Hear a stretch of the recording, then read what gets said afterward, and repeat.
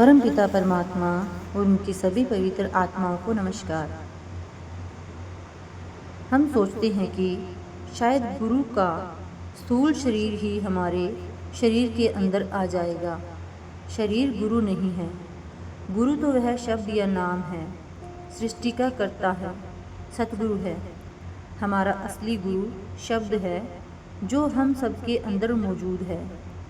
अंतर में गुरु शब्द की आवाज़ और शब्द के प्रकाश में से प्रकट होता है और नूरी स्वरूप के रूप में दिखाई देता है।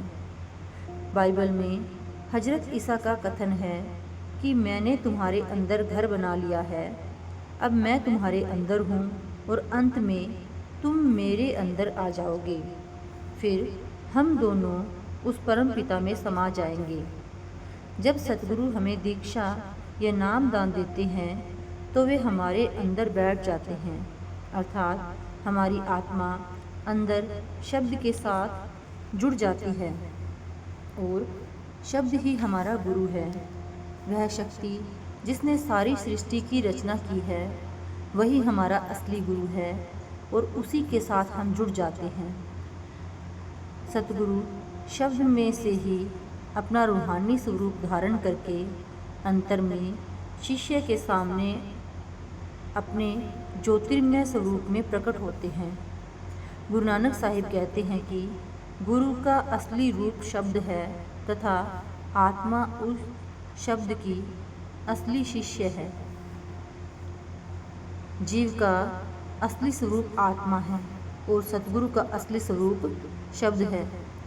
शरीर तो दोनों अवस्थाओं में साधन या माध्यम है।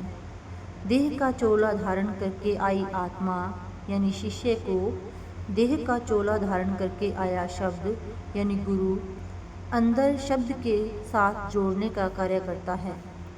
अपनी मौजूदा स्थिति में हम उस शक्ति से, उस शब्द से परिचित नहीं हैं। अभी तो हम गुरु के स्थूल शरीर को ही जानते हैं।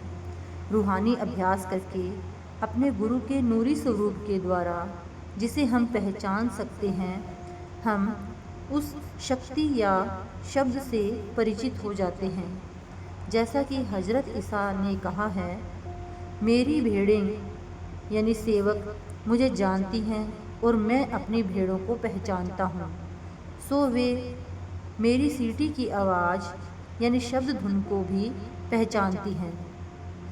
आपका भाव है कि जिन जीवों को संत सतगुरु ने नाम का भेद दिया उन रूहों को वह पहचानता है और जिन जीवों को सतगुरु से नाम दान या शब्द का भेद प्राप्त हुआ है वे अपने सतगुरु को पहचानते हैं।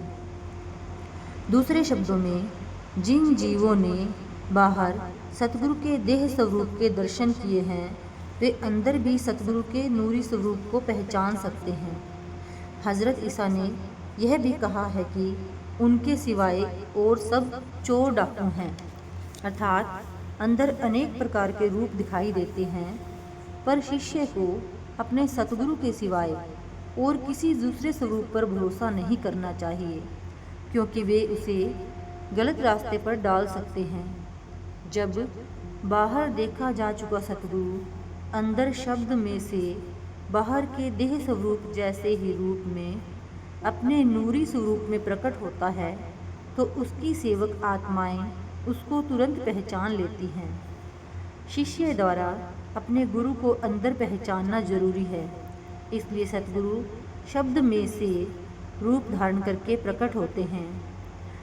हजरत ईसा कहते हैं कि अंत में तुम मुझ में और मैं तुम्हारे अंदर आ जाऊंगा।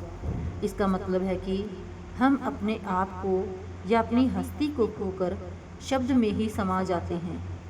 उस शक्ति को परमात्मा कहें या सतगुरु, शक्ति एक ही है। हमें अपनी हस्ती को उस हस्ती या शक्ति में लीन कर देना है। हमें इस बात को समझने में मुश्किल तब आती है जब हम गुरु को केवल शरीर रूप ही समझते हैं। शरीर रूप में वह हमारे अंतर में नहीं आ सकते। शरीर के सिवाय हमें गुरु के और किसी रूप का अनुमान तक नहीं है।